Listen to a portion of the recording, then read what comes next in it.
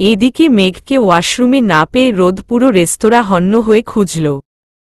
সে কোথাও নেই। আলো এক কোণে দাঁড়িয়ে ছলছল চোখে আশেপাশে চোখ বুলাচ্ছে। এই মাত্রই দুষ্টুটা ওয়াশরুমে ঢুকল।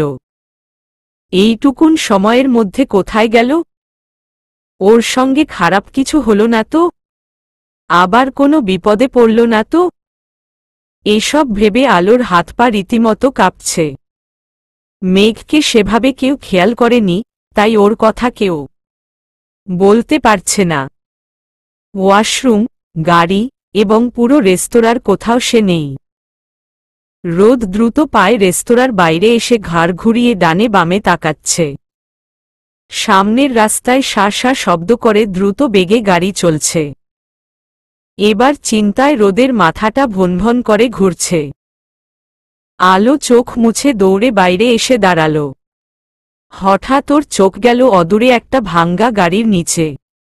মেঘ গাড়ির নিচে বসে একটা বিড়াল ছানাকে আদর করছে আর মুখ নাড়িয়ে কী সব বলছে। আলো রোদকে ডেকে আঙ্গুল দিয়ে সেদিকে তাকাতে ইশারা করল। রোদ ভ্রু কুঁচকে সেদিকে গিয়ে দেখে মেঘের সারা শরীরে মাটি লেগে আছে, আর ওর হাতে সাদা রঙের আদুরে একটা বিড়াল ছানা। রোদ দ্রুত 2 পা পিছিয়ে নাকে রুমাল চেপে ধরল। ততক্ষণে একের পর এক হাঁচু হাঁচু আর হাঁচু। বিড়ালের পশমে রোদের ব্যাপক অ্যালার্জি।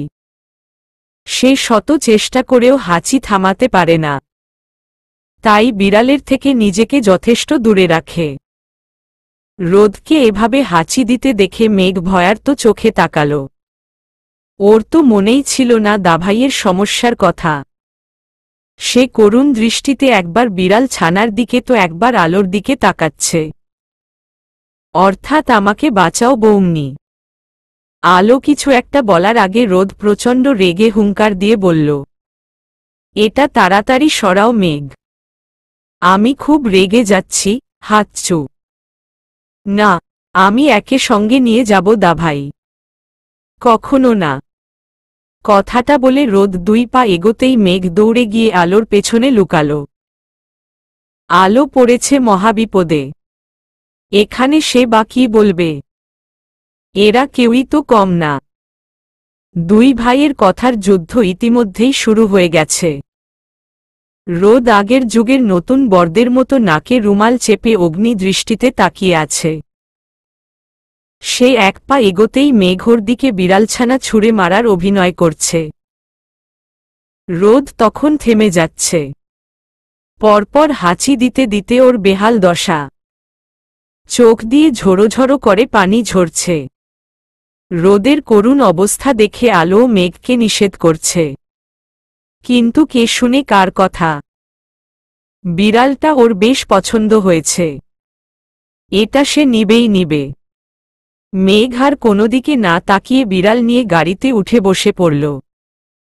তারপর ওর পরনের নতুন শার্ট দিয়ে বিড়ালটাকে ঢেকে রাখল, যাতে রোদ এসে খাবলা দিয়ে না ফেলে দিতে পারে।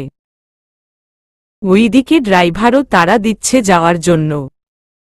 আলো আর চোখে একবার রোদকে দেখে গাড়িতে গিয়ে বসে পড়ল।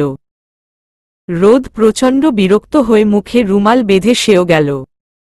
গাড়ি আবার চলতে শুরু করল তার আপন গতিতে।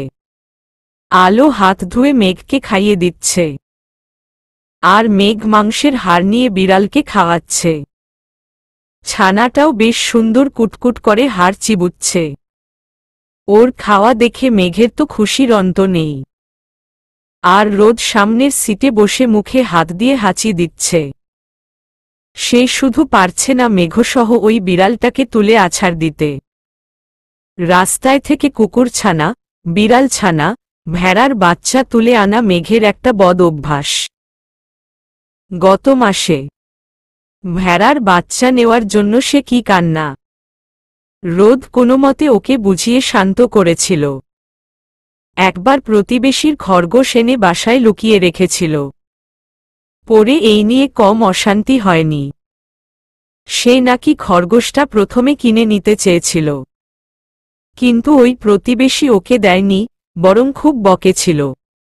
কেন দিবে না? আর দিবে না তো বকবে কেন? এসব ভেবে মেঘ উনাকে একটা শিক্ষা দিতে চেয়েছিল। ওর জন্য একটার পর একটা অশান্তি লেগেই থাকে। তবুও রোদ ভুলেও ওকে বকতে পারে না, আর মারা তো দূর। এখন যেমন সে চাইলেই বিড়াল ছানাটাকে ওখানেই ফেলে আসতে পারত। এতে মেঘ খুব কষ্ট পেত, হয়তো কান্নাও করত। তার কষ্ট হচ্ছে হোক না, তবুও ভাইটা ভালো থাক। আলো মেঘকে খাইয়ে এক লোকমা মুখে পুরে আর চোখে রোদের দিকে তাকাল। মানুষটাকে সে খেতে দেখেনি। উনি কি খাবে না? এত বেলা হলো, কখন খাবে? নাকি খেয়েছে? ওকে তাকাতে মেঘ বিড়ালের গায়ে হাত বুলাতে বুলাতে বলল, বৌমনি, আমার দাভাই দেখতে অনেক সুন্দর।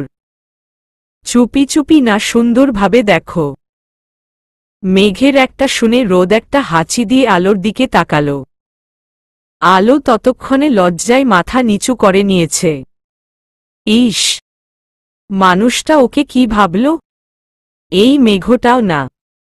রোদ আলোর থেকে চোখ সরিয়ে পুনরায় ঘুরে বসল। মেঘ আলোকে লজ্জা পেতে দেখে মিটিমিটি হাসছে আর মনের সুখে কোকাকোলা খাচ্ছে। তখন রোদের সেলফোনটা বিকট শব্দ করে বেজে উঠল। রোদ কলটা রিসিভ করে হুম, হ্যাঁ, নাতে উত্তর করতে করতে প্রচণ্ড রেগে কথা বলতে লাগল।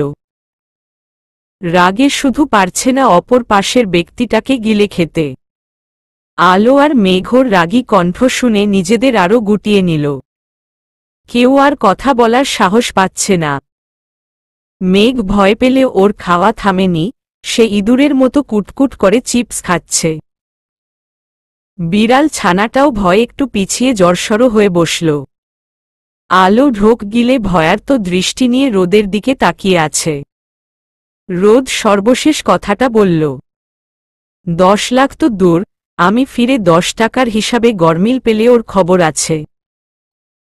কথাটা বলে রোদ কল কেটে পানি খেয়ে সিটে হেলান দিল। এইটুকু সময় রুমাল সরিয়ে কথা বলাতে ওর হাঁচি শুরু হয়ে গেছে। সে পুনরায় মুখে রুমাল মুখে বেঁধে চোখ বন্ধ করে নিল। মেঘ তখন আলোর কানে কানে ফিসফিস করে বলল, এটা নতুন কিছু না, অনেক কিছু বাকি আছে, আগে বাসায় তো চলো। মেঘের কথা শুনে আলো কিছু ভয় পেয়ে মনে মনে বলল, এ তো দেখি আরেকটা মাতবর। আল্লাহ, আল্লাহ গো, আমাকে রহম করো গো মাবুদ। ওদের ফিসফিসানি কথা শুনে রোদ চোখ বন্ধ করে স্বাভাবিকভাবে বলল, আচ্ছা, তোমার বাবা মাকে তো দেখলাম না। আমার রক্তের সম্পর্কের আর কেউ বেঁচে নেই। আলোর কথা শুনে রোদ তাৎক্ষণিক কথা কাটাতে মেঘকে উদ্দেশ্য করে বলল, অনেক ঘোরাঘুরি হল। বাসায় গিয়ে মন দিয়ে লেখাপড়া শুরু করবে। তা না হলে কি হবে, আশা করি আমাকে আর বলতে হবে না। আরে না, এবার এত এত পড়ব যে একদিনেই ডাক্তার হয়ে যাব। দেখা যাবে। আলো ওদের দুই ভাইয়ের কথা শুনে মুচকি হাসল। এভাবে গল্প করে, ঘুমিয়ে, অনেক রাতে ওরা চট্টগ্রামে এসে পৌঁছাল। ওই রাস্তায় বাস ট্রাকের মারাত্মক অ্যাক্সিডেন্টে শত শত গাড়ি জ্যামে আটকে গিয়েছিল। সেই জ্যাম ছুটতেই এত দেরি। ওরা আজও ঢাকাতে পৌঁছাতে পারল না। অনেক চেষ্টা করেও তো সম্ভব হল না। এতক্ষণ একনাগারে বসে থাকতে থাকতে আলো মেঘ খুবই ক্লান্ত। আর আলো এর আগে কখনো এত লম্বা জার্নি করেনি, তাই কষ্টটা একটু বেশি হচ্ছে। ওদের নিয়ে আপাতত টানাটানি না করে উত্তম। এ কথা ভেবে রোদ একটা আবাসিক হোটেলের 2টা রুম বুক করল। হোটেলটা বেশ উন্নত মানের। ড্রাইভার ততক্ষণে উনার প্রাপ্য মজুরি নিয়ে বিদায় নিয়েছেন। হয়তো আরেকটা ট্রিপ নিয়ে আজ রাতেই রাঙামাটি ফিরে যাবেন। রোদ একেবারে ওদের রাতের খাবার অর্ডার করে রুমে প্রবেশ করল। আলো 2 হাতে মাথা চেপে ধরে ঝাপসা চোখে সোফায় গিয়ে বসল। ওর প্রচণ্ড মাথা ব্যথা করছে। মেঘ অনেকক্ষণ আগে রোদের বুকে ঘুমিয়ে গেছে। রোদ ওকে শুইয়ে দিয়ে আলোকে জিজ্ঞাসা করল, শরীর বেশি খারাপ করছে? আলো জবাবে মাথা নিচু করে হ্যাঁ সূচক মাথা নাড়াল। রোদ ওর কপালে হাত দিয়ে দেখে, অনেক জ্বর। জ্বরের জন্য পুরো মুখ ফ্যাকাশে হয়ে গেছে, ঠিক করে দাঁড়াতেও পারছে না। রোদ এবার কপট রাগ দেখিয়ে বলল, এই মেয়ে, এই তোমার জ্বর আসল কখন? আমাকে বলনি কেন? আলোর থেকে উত্তর না পেয়ে রোদের মন চাচ্ছে থাপড়ে গাল লাল করে দিতে। এত জ্বর নিয়ে চুপ করে আছে, ফাজিল একটা। রোদ আলোকে দাঁড় করিয়ে ফ্রেশ হতে একেবারে ওয়াশরুমে রেখে আসল। কয়েকদিন ধরেই ওর খুব ধকল যাচ্ছে, শরীরে আর কুলাচ্ছে না।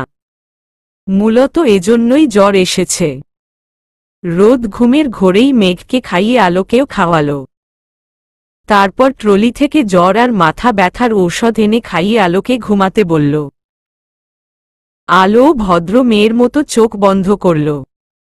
জ্বরটা আরও বাড়ছে, মাথা ব্যথায় ঘুমও আসছে না। সে চোখ বন্ধ করে আছে ঠিকই, কিন্তু চোখের কোনা বেয়ে অঝরে অশ্রু গড়িয়ে যাচ্ছে। মনে হচ্ছে মরে গেলে বেশ হতো। রোদ ফ্রেশ হয়ে হালকা কিছু খেয়ে এসে দেখে আলো নীরবে কাঁদছে। আলোর ঘুমের সমস্যা হবে বলেই সে পাশের রুমে গিয়েছিল। রোদ আলতো করে আলোর মাথায় হাত রেখে বলল, মাথা ব্যথা কমেনি? উহুম। রোদ আলোর পাশে বসে আস্তে আস্তে ওর কপাল ম্যাসাজ করতে লাগল। একটু আরাম পেয়ে আলোর চোখ দুটো ঘুমে বন্ধ হয়ে আসল। ক্লান্ত শরীরে ঘুমটা যেন ওর আশেপাশে ঘুরঘুর করছিল। তারপর রোদ ওঠে পানিতে রুমাল ভিজিয়ে আলোর কপালে রাখল। জ্বরের উত্তাপে রুমালটা সাথে সাথে গরম হয়ে যাচ্ছে। প্রাণবন্ত মেয়েটার মুখটা শুকিয়ে পাংশুটে হয়ে গেছে। রোদ আলোর মুখের দিকে তাকিয়ে মনে মনে ভাবছে, রেখে আসলে যে কি হতো আল্লাহ মালুম। যে মুখচোরা একটা মেয়ে। রোদ হঠাৎ খেয়াল করল আলো বিড়বিড় করে কিছু একটা বলছে। রোদ কান পেতে ওর অস্পষ্ট কথাগুলো শোনার চেষ্টা করল এবং সারমর্ম বুঝল কেউ জোরে ধমকালে ওর জ্বর আসে। রোদ দীর্ঘশ্বাস ফেলে ক্লান্ত শরীরে বসে অনেক রাত অবধি জলপট্টি দিতে থাকল। বেশ কিছুক্ষণ পর আলোর জ্বরটা ধীরে ধীরে কমতে লাগল। তখন রোদ স্বস্তির নিঃশ্বাস ফেলে ওখানে বসেই ঘুমিয়ে গেল। ওর শরীরটাও খুব ক্লান্ত। গত কয়েকদিন ধরে ওর উপর দিয়েও কম ধকল যাচ্ছে না, তার উপরে এত লং জার্নি। পরের দিন খুব সকালে কিছুটা সুস্থবোধ করেই আলোর ঘুম ভেঙেছে। ওর শরীরে এখন জ্বর নেই। ততক্ষণে মেঘ উঠে লাফালাফি শুরু করেছে। বিড়াল আর পাখির গভীর শোকে সে বসে ডোরা কেক খাচ্ছে। তার মুখটা বন্ধ নেই। ওদের অনবরত বকবকানি শুনে অগত্যা রোদকেও উঠতে হল। তাছাড়া তো উপায় নেই। তারপর তিনজনে নাস্তা সেরে সব গুছিয়ে ঝটপট রেডি হয়ে নিল এবং যথাসময়ে এয়ারপোর্ট পৌঁছাল। বিড়াল ছানাটাকে মেঘ কালকে রাস্তাতেই ছেড়ে দিয়েছে। রোদের কষ্ট হচ্ছে দেখে সে দাভাইয়ের কষ্ট সহ্য করতে পারে না। প্রথমে ভেবেছিল একটুপরে ঠিক হয়ে যাবে, কিন্তু হয়নি, বরং রোদের হাঁচিটা আরও বেড়ে গিয়েছিল। তাই মেঘও আর জেদ করেনি। প্রায় 50 মিনিট পর ওরা ঢাকায় পৌঁছাল। তারপর নিজেদের গাড়ি করেই বাসার পথে রওনা দিল। আর আলো পদার্পণ করল নতুন এক শহরে অচেনা মানুষের ভিড়ে। শুধুমাত্র কারো ভরসার হাতকে আঁকড়ে ধরে নতুন করে বাঁচার আকাঙ্ক্ষায়। ওর রঙিন স্বপ্নগুলোকে ডানা মেলে উড়তে দেখার প্রবল বাসনায়। হয়তো এখান থেকে শুরু তার বেঁচে থাকার লড়াইয়ের প্রথম ধাপ। আর নয়তো এখানেই শেষ তার জীবনের নব্য গল্প। ওরা প্রায় আধা ঘন্টার মধ্যে বাসায় পৌঁছাল। রোদ আগে নেমে দরজা খুলে মেঘদের নামতে ইশারা করল। মেঘ লাফ দিয়ে নেমে চিৎকার করতে করতে বাসার ভেতরে ঢুকে গেল। সবাইকে তো জানাতে হবে সে আজ বাসায় ফিরেছে। রোদ ওকে দৌড়াতে নিষেধ করে আলোর দিকে তাকাল।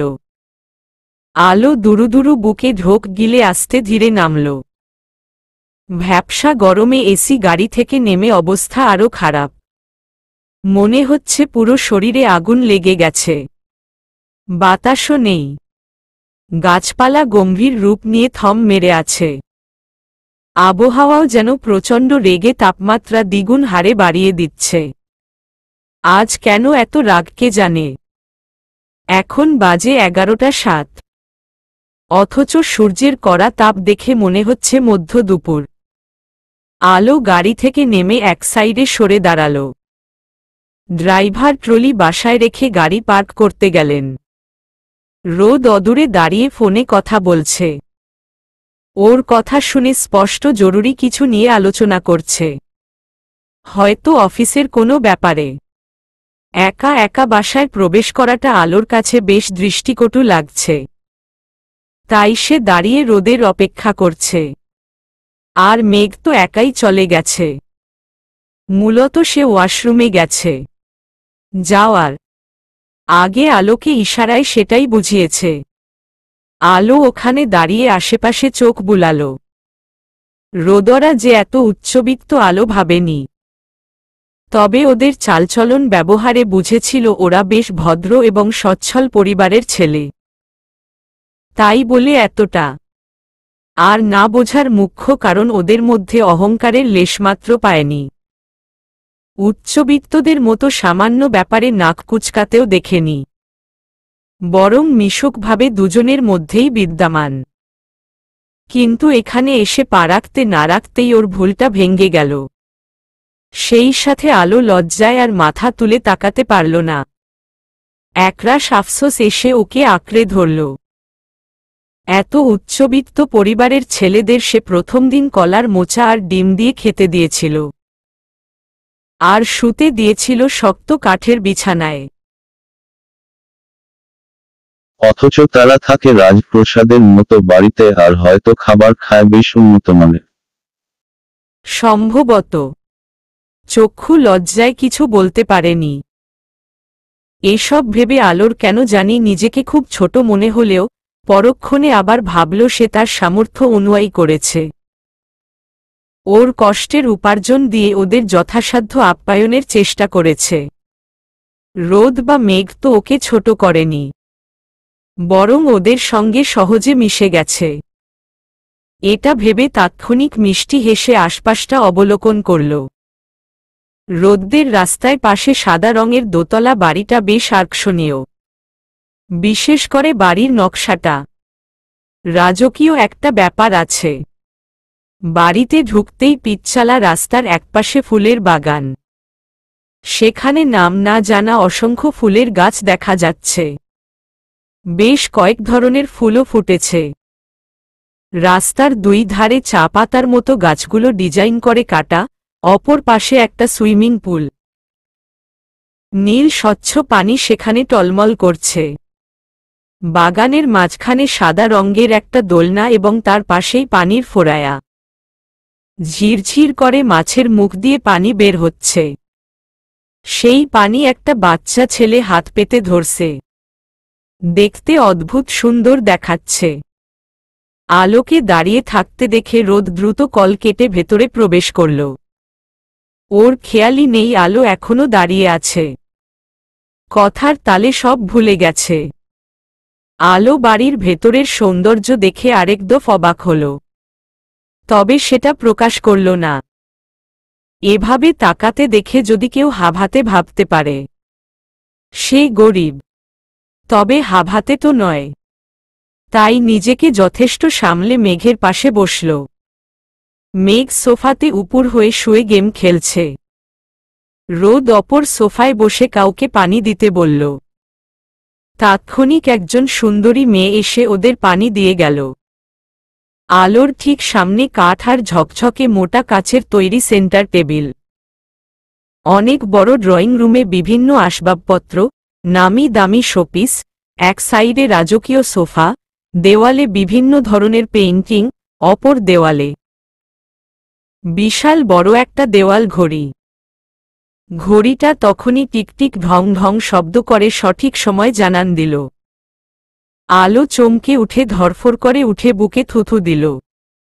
ওকে ভয় পেতে দেখে মেঘ খিলখিল করে হেসে উঠল। আর রোদ ভ্রু কুঁচকে নিল। ভয় পেলে বুকে থুথু দিতে হয়? এটা কেমন সায়েন্স? এটা তো জানত না। মেঘ তখন হাসতে হাসতে উঠে বসে বলল, বৌমনি, আমাদের বাসা পছন্দ হয়েছে? হুম, বাড়িটা জান্নাতের মতো সুন্দর করে সাজানো। এ কথা শুনে রোদ একবার তাকিয়ে ফোন কল করতে লাগল। পাহাড়ি অঞ্চলের ছোট্ট গ্রামের মেয়েটা এর আগে এত কিছু দেখেনি। বিলাসিতা জিনিসটার সঙ্গে সে পরিচিতও না। তাই হয়তো অতি সহজেই জান্নাতের সাথে তুলনা করে ফেলল। আর জান্নাতের সঙ্গে তুলনা করা মানে বিরাট ব্যাপার। যদিও সুখ সমৃদ্ধ ভালোবাসাপূর্ণ প্রতিটা পরিবারই এক একটা জান্নাত। অথচ ওর জায়গায় উচ্চশিক্ষিত মডার্ন কোনো মেয়ে থাকলে সো নাইস, দারুণ, ওয়াও, অসাধারণ, বিউটিফুল এসব বলে সৌন্দর্যের প্রশংসা করত। নয়তো অকপটে অন্য কিছুর সঙ্গে তুলনা করত। রোদ ফোন থেকে দৃষ্টি না সরিয়ে শান্ত কণ্ঠে বলল, যাও গিয়ে ফ্রেশ হয়ে খেয়ে ঘুম দাও। এখন? চলো বৌমনি। মেঘ আলোকে এক প্রকার টেনে দোতলায় নিয়ে গেল। রোদও উঠে আলোকে একটা রুম দেখিয়ে দিল। রোদ আর মেঘের মাঝখানের রুমটা আলোর। মেঘ নিজ দায়িত্বে আলোকে সব বুঝিয়ে দিচ্ছে। কোথায় কি রাখা দেখিয়েও দিচ্ছে। পড়াশোনা বাদে সে সব বিষয়ে পটু। এসব কাজে তো তাকে বলতেও হয় না। সে যেন একাই 100। রোদ চলে যাওয়ার জন্য এক পা বাড়িয়ে আবার থেমে গিয়ে বলল, ওই ড্রেসগুলোর একটা আপাতত পরো। বাইরে গেলে আর কয়েকটা কিনে দিব। আলো উত্তর না দিয়ে শুধু হ্যাঁ বোধক মাথা নাড়াল। রোদের কেন জানি খুব রাগ হল। সে কিছু বললেই মেয়েটা এভাবে মাথা নাড়ায়, নয়তো চুপ থাকে। বিনা বাক্যে জবাব দেওয়া সম্ভব না হলে তবে দুই একটা কথা বলে। এটা কেমন ব্যবহার? এমন করার মানে কি? রোদ রাগটা কোনোমতে সামলে গম্ভীর কণ্ঠে বলল, মুখে বলতে কি হয়? বোবার মতো মাথা নাড়াও কেন? বুঝেছি, ওই ড্রেসেই হবে, সমস্যা নাই। রোদ আলোর দিকে একবার তাকিয়ে হনহন করে চলে গেল। রোদের প্রস্থানে আলো হাফ ছেড়ে বাঁচল। এতক্ষণ যেন দমটা আটকে ছিল। তারপর তিনজনে ফ্রেশ হয়ে খেয়ে রুমে চলে গেল। মেঘ আলোর রুমেই আছে। দুজন শুয়ে ফিসফিস করে কী সব গল্প করছে। মনে হচ্ছে সিরিয়াস কিছু। ব্যাপারটা মোটেও তা না। আর ওদের তো গল্পের কোনো সমাপ্ত পার্ট নেই। এই চলছে তো চলছেই। রোদ দরজা নক করে রুমে ঢুকে সাবধানে থাকতে বলে অফিসে চলে গেল। ওর যাওয়াটা খুব জরুরি। না হলে আজ রেস্ট করত।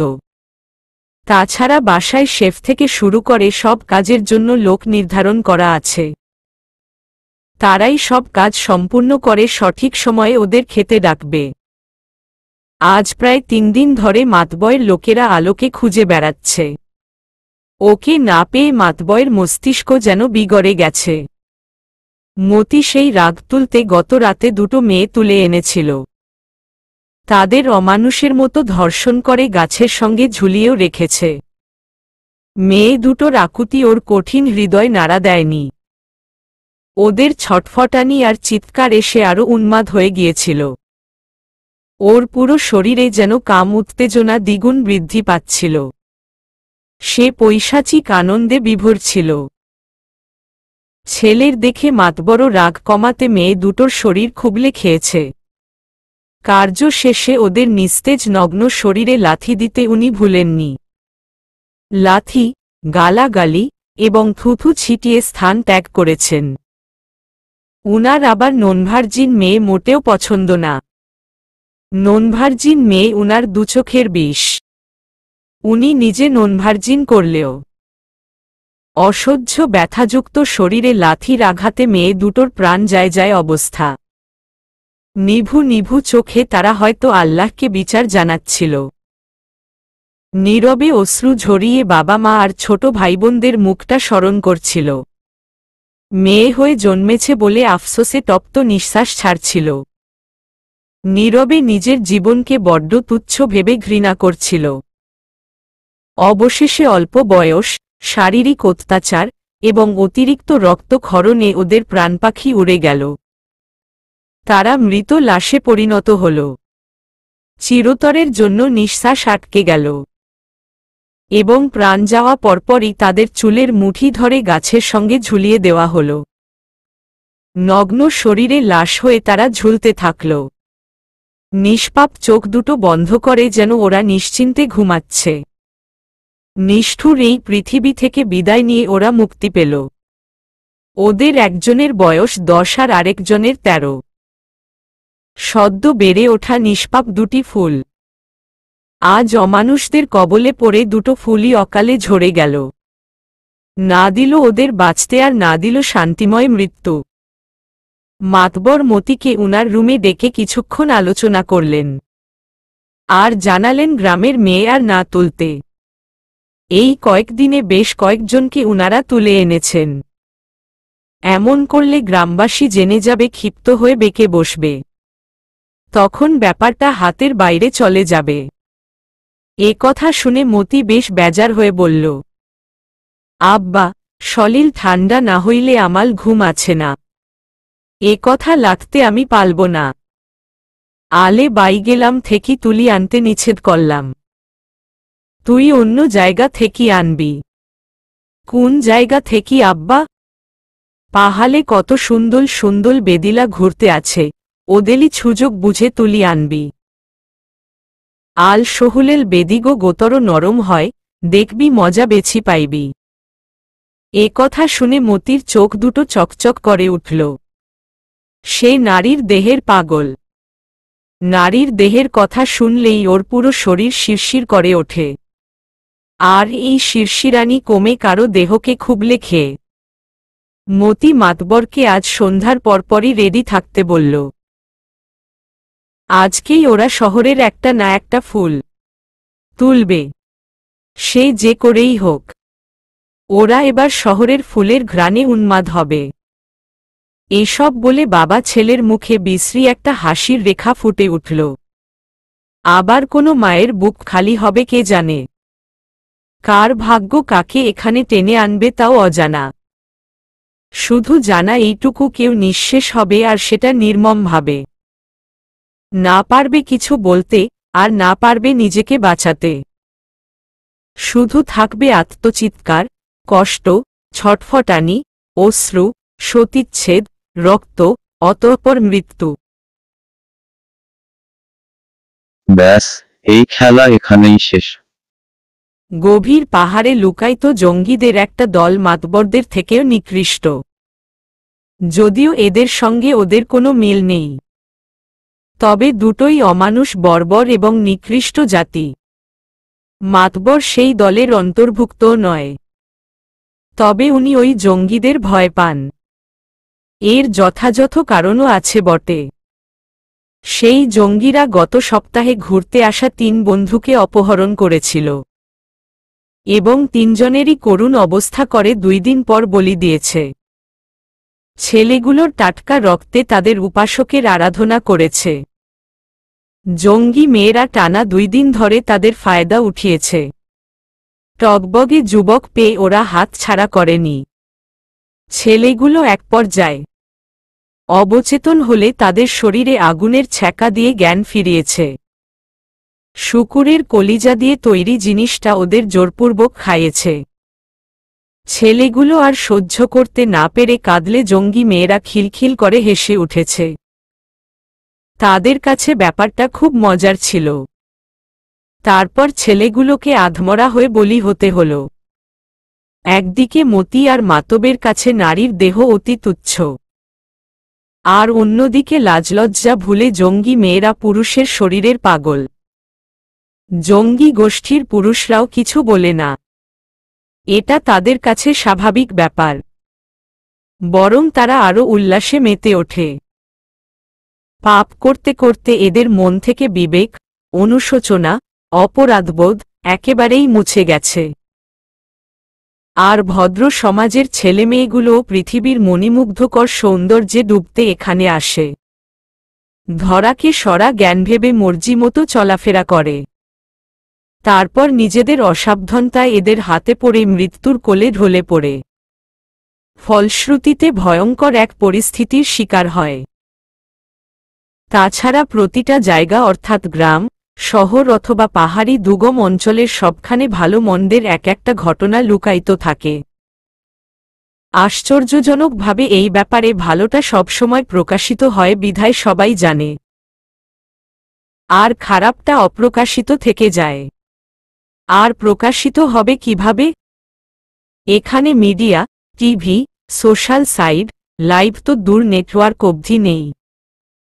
আর না আছে কোনো নিরাপত্তা। এজন্যই এসব ঘটনা মাটিচাপা পড়ে যায়। ছেলেমেয়েরা ভালোর টানে ছুটে এসে অসাবধানতায় মুখ থুবকে খারাপের কবলে পড়ে। কত মায়েদের বুক খালি হয়।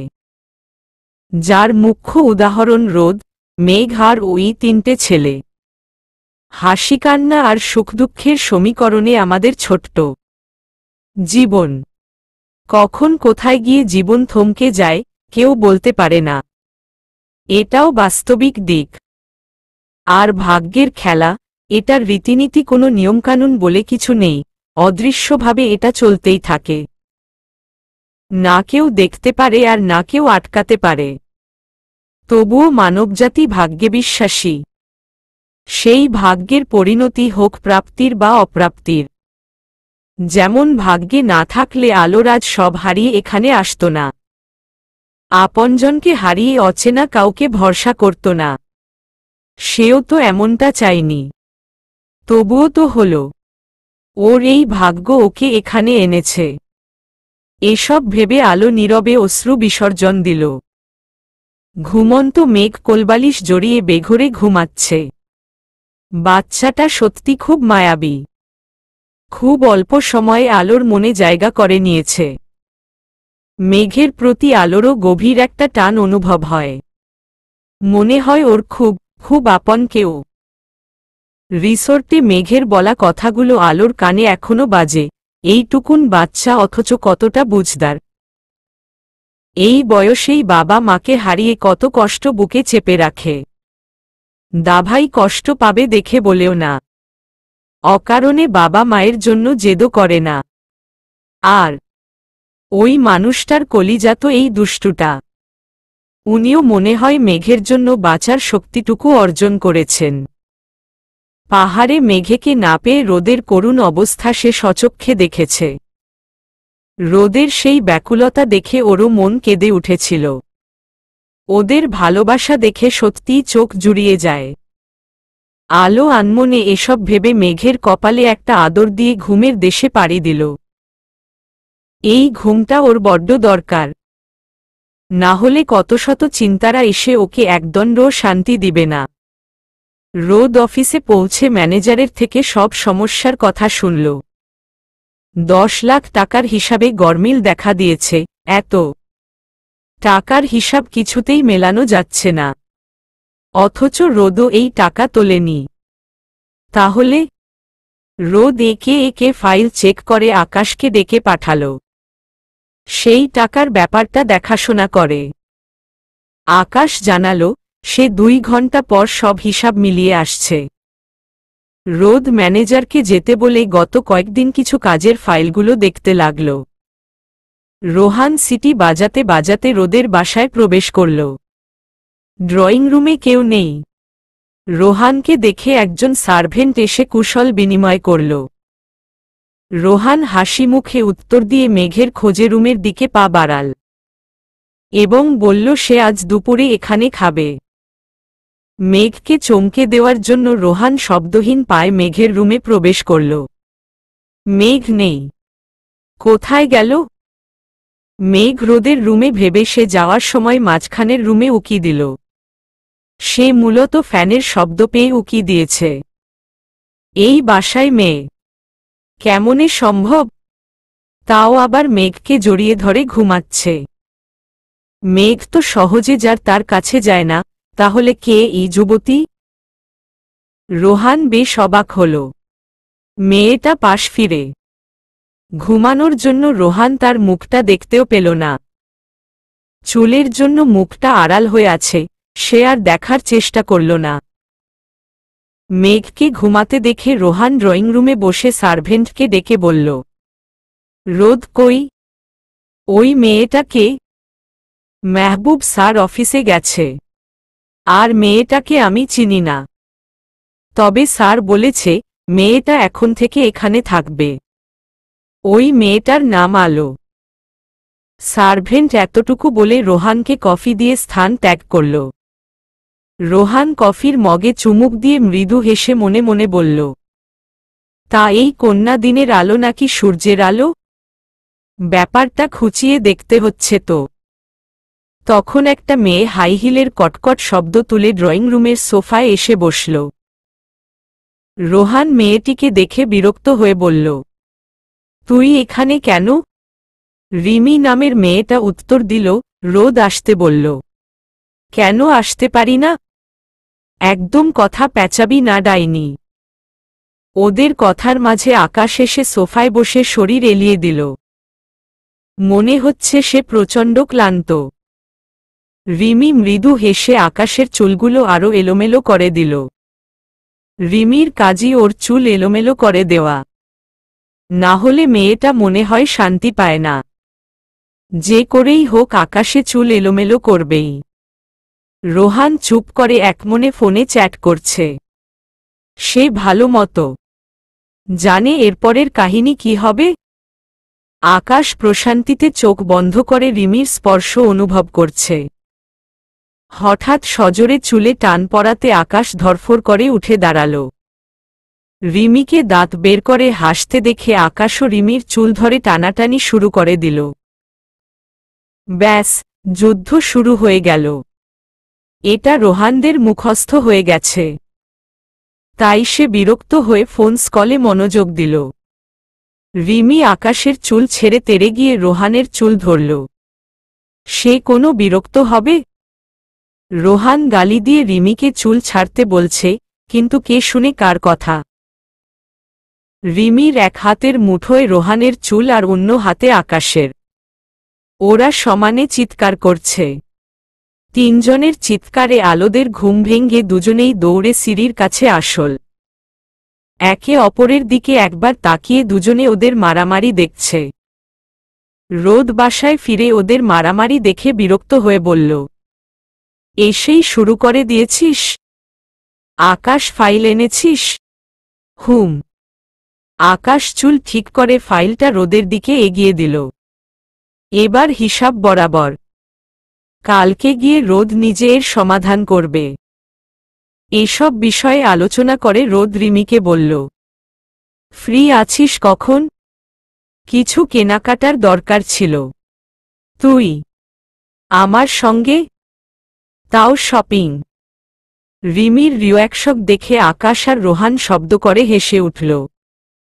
তারপর রোদের পরবর্তী কথাটা শুনে তিনজনেই চোখ বড় বড় তাকাল। কারণ রোদ বলেছে লেডিস জিনিসপত্র কিনতে ওর সাহায্য করতে। এসব বিষয়ে সে আনাড়ি। তখন মেঘ দৌড়ে সিঁড়ি থেকে নেমে ওদের কাছে গেল। দুষ্টু মেঘকে পেয়ে ওরা কাতুকুতু দিতে লাগল। মেঘের তো হাসি থামে না। সেও উচ্চ শব্দে হেসে ওদেরও কাতুকুতু দেওয়ার চেষ্টা করছে। আলো চুপ করে এসব দেখে রুমের দিকে পা বাড়াল। ওখানে যাওয়াটা ঠিক হবে কি না সে বুঝতে পারছে না। যদি রোদ বিরক্ত হয়, অথবা ওই মেহমানরা যদি ওকে পছন্দ না করে।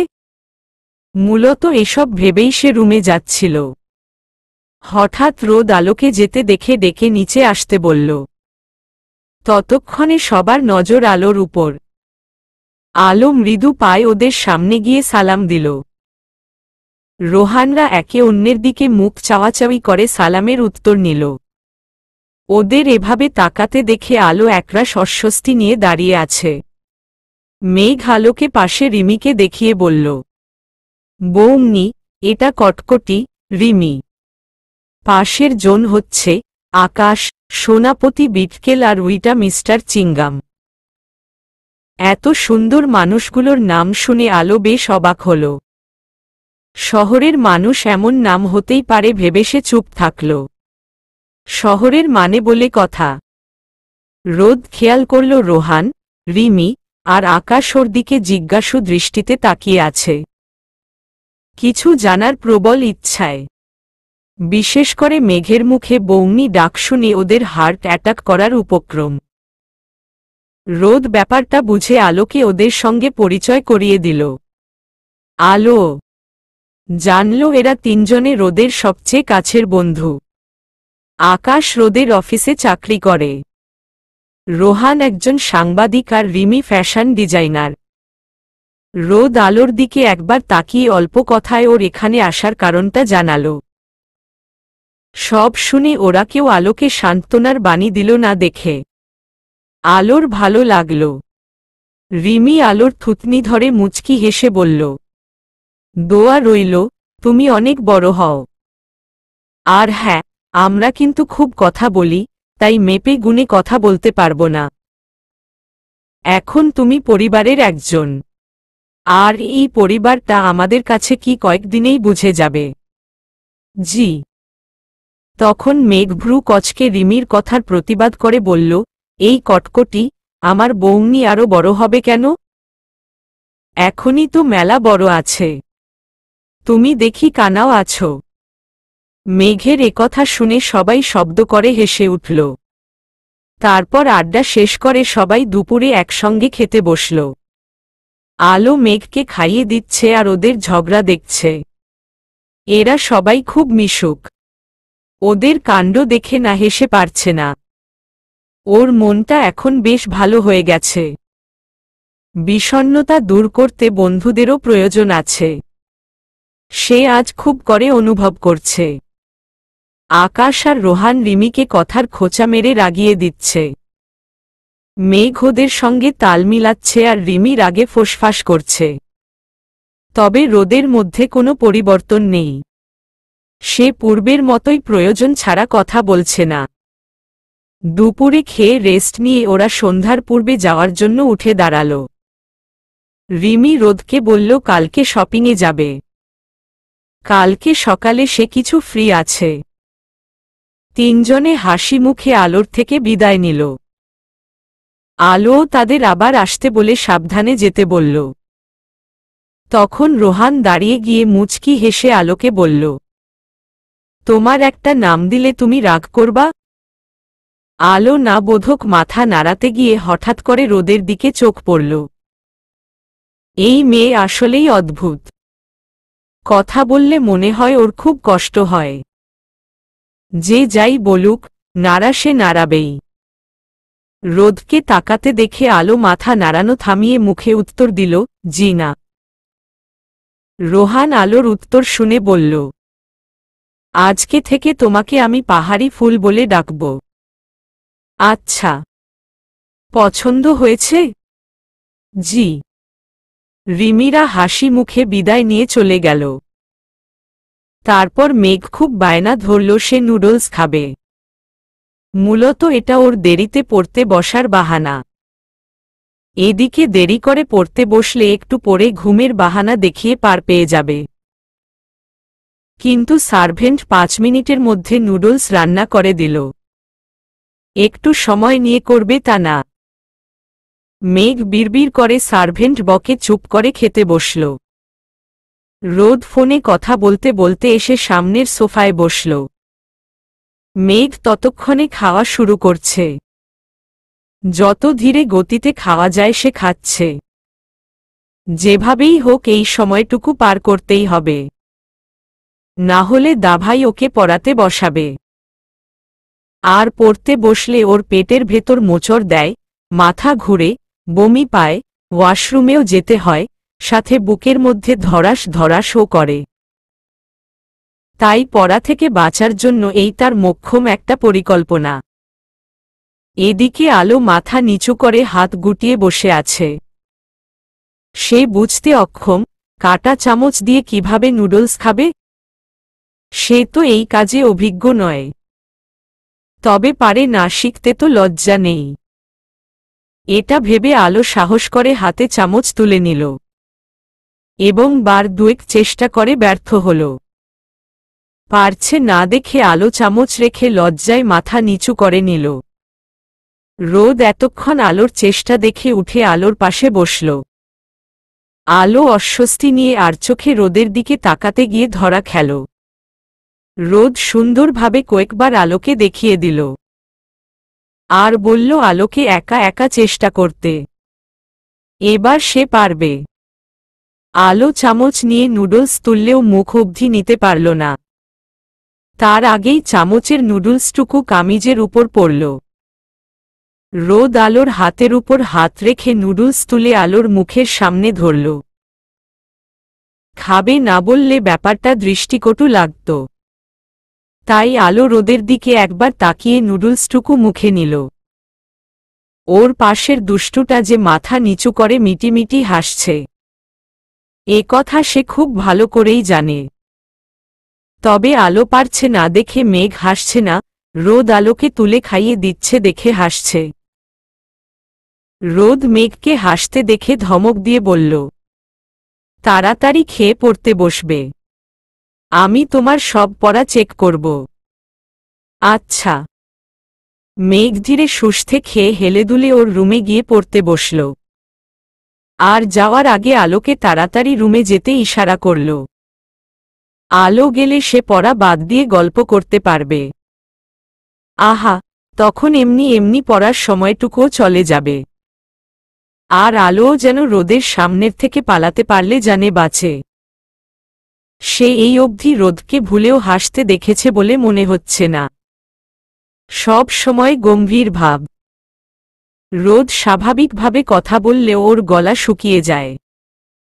কেন যে এমন হয় কে জানে। আলো এসব ভেবে উঠতে গেলে রোদ ওর হাত টেনে বসিয়ে দিয়ে বলল, আমি তোমাকে যেতে বলেছি? আলো দুই দিকে মাথা নাড়িয়ে না বোঝাল। পরক্ষণেই ওর মনে পড়ল রোদ মাথা নাড়াতে নিষেধ করেছিল। আলো চোখ তুলে তাকানোর সাহস না পেয়ে মাথা নিচু করে নিল। আবার সেই একই ভুল।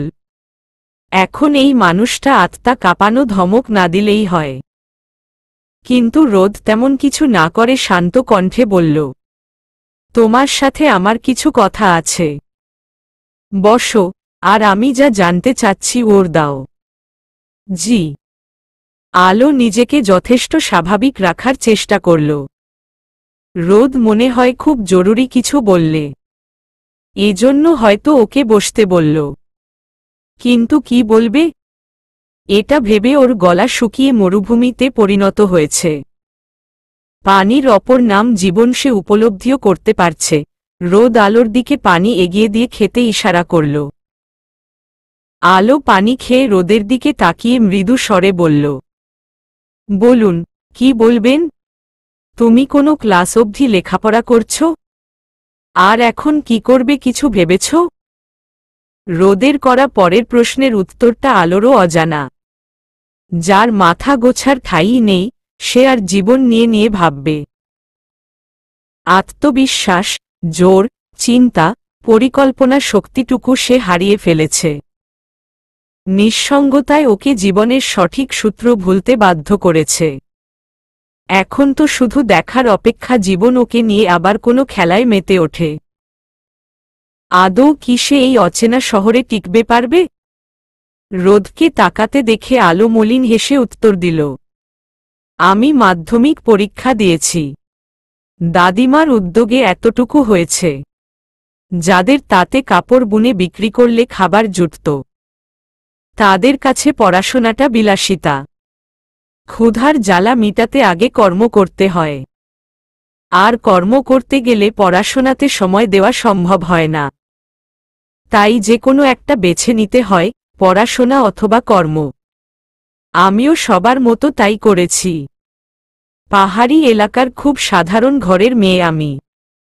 সাদা মাটা জীবন যাপনে অভ্যস্ত। কাটা চামচে খাওয়া, এত গুছিয়ে কথা বলা, নজরকাড়া বেশভূষা, চালচলনেও আকৃষ্টতা, এসবের কিছুই পারি না আমি। আর পরবর্তী পরিকল্পনা আমার জানা নেই। সব ভাগ্যের উপর ছেড়ে দিয়েছি। দেখা যাক এবারও ভাগ্য আমাকে কোথায় নিয়ে যায়। আর আমি শুধু এতটুকুই জানি, এই পরিবেশে আমি বড্ড বেমানান। কথাগুলো বলে আলো চোখের পানি লুকাতে মাথা নিচু করে নিল। তবে জীবন নেই, ওর আফসোস নেই। হঠাৎ দাদিমার কথা মনে হওয়াতে চোখে পানি এসে গেছে। দাদিমা থাকলে ওকে জীবন নিয়ে ভাবতে হতো না। রোদ আলোর কথা শুনে মুচকি হেসে বলল, একটা মানুষ সব দিক থেকে পারফেক্ট হতে পারে না।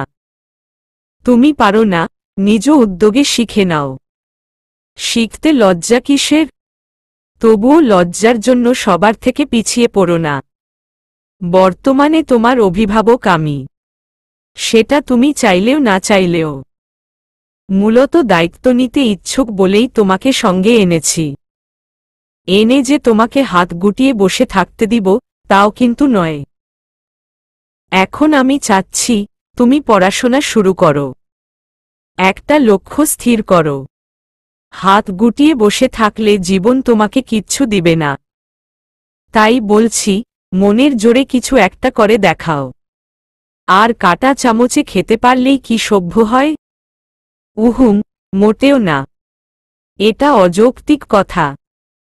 আর সভ্য একটা পরিবেশে চলতে গেলে সবাইকেই নিয়মকানুন, ভদ্রতা, শিষ্টাচার জানতে হয়। তুমিও আস্তে ধীরে জেনে নিবা। পারি না, পারবো না, হবে না, হচ্ছে না, এসব শুধু অজুহাত। মনে থেকে চেষ্টা করো, অবশ্যই তুমিও পারবে। এগুলো কঠিন কিছু না। আর আমি খুব শীঘ্রই একটা সার্টিফিকেট বানিয়ে তোমাকে কলেজে ভর্তি করে দিব। এখন সুযোগ পাচ্ছ, কাজে লাগাও। বোকাদের মতো পিছিয়ে যেও না। শুধু মনে রেখো, মেয়েরা বিয়ে আর বাচ্চা পালা ছাড়াও আরও অনেক কিছু করতে পারে। সাহসী হও। আর কিছু করে দেখাও। যাতে সবাই তোমাকে তোমার নামে চিনে। কারো বউয়ের অথবা মায়ের পরিচয় নয়, বুঝলে? জি। আলো মনোযোগ সহকারে রোদের কথাগুলো শুনে গেল। এই প্রথম রোদ ওর সঙ্গে এতগুলো কথা বলল।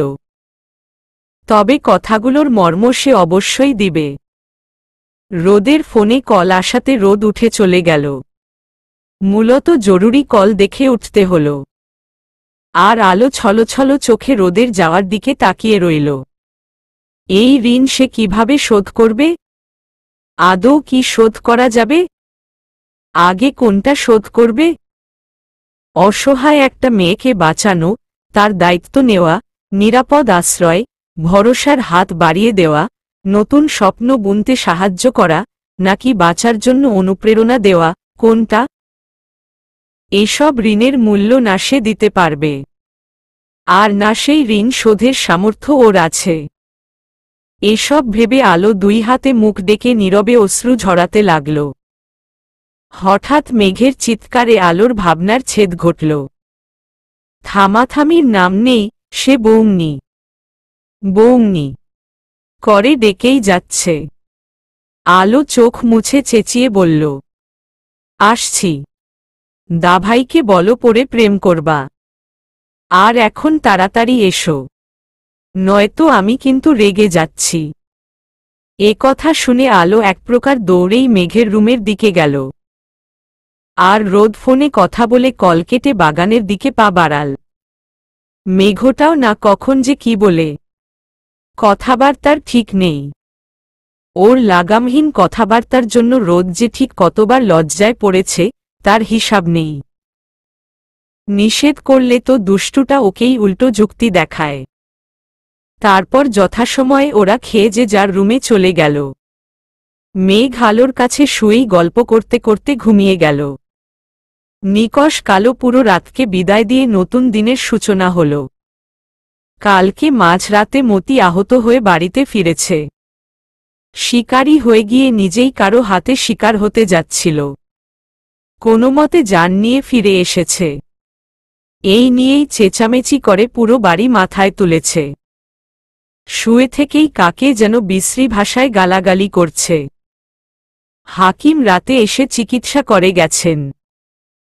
চিকিৎসার সময় সামান্য ব্যথা পাওয়াতে মতি সজোরে হাকিমকে লাথি মেরেছে।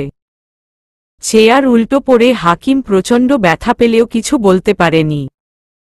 মাতবরের ছেলে বলে কথা। আর মাতবর গম্ভীর হয়ে উঠানের চেয়ারে বসে গভীর চিন্তায় মগ্ন। উনি ভয়ঙ্কর বিপদের আশঙ্কা করছেন। যদি ভুলক্রমে উনার ভাবনা সত্যি হয় তাহলে মতির মৃত্যু অনিবার্য। আর মতির এই একটা ভুলই সবার প্রাণনাশের জন্য যথেষ্ট। এটা কিছুতেই মেনে নেওয়া সম্ভব না। তাছাড়া মৌচাকে ঢিল মেরে মৌমাছির কামড় খাবে না তা তো হবে না। উনার এই আশঙ্কা সত্যি হলে উনি নিজেই মতিকে মেরে ফেলবে। একটুও বুক কাঁপবে না আর খারাপ লাগা তো বহুদূর। ছেলে গেলে আবার ছেলে জন্ম দেওয়া যাবে, তাও নিজের প্রাণ খোয়ানো যাবে না। পাখির কিচিরমিচির নয় বরং গাড়ির হর্নের শব্দ আলোর ঘুম ভাঙ্গল। এখানকার সকাল মনে হয় এভাবেই শুরু হয়। আলো থম মেরে কিছুক্ষণ বসে ফ্রেশ হয়ে রুমের বাইরে গেল। পুরো বাড়িটা ওর এখনো ঘুরে দেখা হয়নি। আনমনে হাঁটতে হাঁটতে আলো একটা রুমের সামনে দাঁড়িয়ে গেল। মেঘ তখন দৌড়ে এসে আলোর পাশে দাঁড়িয়ে মিষ্টি হাসল। আলো ওই রুমটার ভেতরে ঢুকে দেখল বড় বড় মেশিন। এসব দিয়ে কি করে? আলো নিজে উত্তর না খুঁজে মেঘকে জিজ্ঞাসা করল। মেঘ এগুলো দিয়ে কি করে? মেঘ আশেপাশে তাকিয়ে দাঁত বের করে হেসে বলল, বৌমনি, এগুলো দাভাইয়ের জিম করার জিনিসপত্র। জিম করলে শরীরে অনেক শক্তি হয়। আমিও ওই মেলাদিন আগে জিম করতাম। তারপর আমার শরীরে মেলা শক্তি হয়ে গেছে, তাই আর করি না। ওহ! আলো একটা বলের মতো জিনিস তুলে হাতে নিল। তারপর নাড়াচাড়া করে ওজন পরীক্ষা করে রেখে দিল। পাশ ফিরে একটা চেয়ারে বসে উপরের দিকে তাকিয়ে দেখল একটা লম্বা লাঠির দুই মাথায় ভারী ভারী কি যেন লাগানো। এটা আবার কি? আলো অনেকটা কৌতূহলবশত ওটা তুলে আর নামাতে পারছে না। জিনিসটার ওজনে ওর প্রায় হাত ভেঙে যাওয়ার উপক্রম। মেঘও টেনে টুনে নামাতে পারল না। আলো ভয় কেঁদে মেঘকে বলল, মেঘবাবু, কিছু একটা করো, না হলে আজ এটার নিচে পড়ে মরেই যাব। মেঘ নখ কামড়ে কি করবে বুঝতে পারছে না। সে আজ গর্ব করে ওর শক্তির কথা বৌমনিকে বলল। বৌমনিও কত খুশি হল। অথচ এখন কোনো সাহায্য করতে পারছে না। ইস, কি লজ্জা! মেঘ আর কোনো উপায় না পেয়ে আমতা আমতা করে বলল, বৌমনি, আজ সকালে কিছু খাইনি তো তাই শরীরে শক্তি পাচ্ছি না। দাঁড়াও, ব্যাপারটা আমি দেখছি। তাড়াতাড়ি! মেঘ এবার দৌড়ে রুম থেকে বেরিয়ে রোদের রুমে গেল। কিন্তু রোদ রুমে নেই। সার্ভেন্টের সাহায্য নিতে হবে ভেবে মেঘ দ্রুত সিঁড়ির কাছে চলে গেল। রোদ ভোরে উঠে নামাজ পড়ে মর্নিং ওয়াক সেরে কেবল বাসায় ফিরল। এভাবেই ওর সকাল শুরু হয়। রোদের ওর পুরো শরীর ঘেমে একাকার অবস্থা। ঘামের ভেজা টি শার্টটা শরীরের সঙ্গে লেপ্টে আছে। কানের পাশ দিয়ে দরদর করে ঘাম ঝরে টি শার্টের সঙ্গে মিশে যাচ্ছে। রোদ টাওয়াল দিয়ে ঘাম মুছে পানির গ্লাস হাতে নিতেই মেঘ সিঁড়ির কাছে দাঁড়িয়ে চেঁচিয়ে বলল, দা ভাই, তাড়াতাড়ি বৌমনিকে বাঁচাও। বৌমনি বড় ডাম্বেলের নিচে চাপা পড়ে গেছে। তুমি এসো, তাড়াতাড়ি। রোদ হাতের গ্লাসটা রেখে দ্রুত পায়ে জিম রুমে প্রবেশ করল। আলো ততক্ষণে ফুপিয়ে কেঁদে চোখ, নাক, ঠোঁট লাল করে ফেলেছে। মাঝে মাঝে হেঁচকিও তুলছে। আলোর অবস্থা দেখে রোদ দ্রুত ডাম্বেল সরিয়ে আলোকে টেনে তুলল। মেঘ পাশে দাঁড়িয়ে মুখ কাচুমাচু করছে। ইস! আর একটু শক্তি থাকলেই সে বৌনিকে উদ্ধার করতে পারত। রোদকে দেখে লজ্জায় আলো মাথা নিচু করে নিল। এভাবে ফেঁসে যাবে জানলে সে এই রুমেই আসত না। এখন নিশ্চয়ই রোদ রেগে ওকে আস্ত গিলে খাবে। ওর লালবর্ণ ভয়ার্ত মুখ দেখে রোদ শান্ত কণ্ঠে বলল, এই শরীর নিয়ে জিম, ভালোই। তা করা হয়েছে নাকি আমি সাহায্য করব? রোদের একথা শুনে আলো দিকবিদিক ভুলে ছুটে পালাল। সে ভুলেও আর এই রুমে পা রাখবে না। ইস, কি লজ্জা, কি লজ্জা! আলোর দেখে মেঘ দৌড়। না হলে দাভাইকে ওকে উত্তম মাধ্যম দিতে পারে। আর ওদের দৌড় দেখে রোদ মুচকি হেসে ফ্রেশ হতে চলে গেল। দুটোই ফাজিল না মহাফাজিল। Two B continue.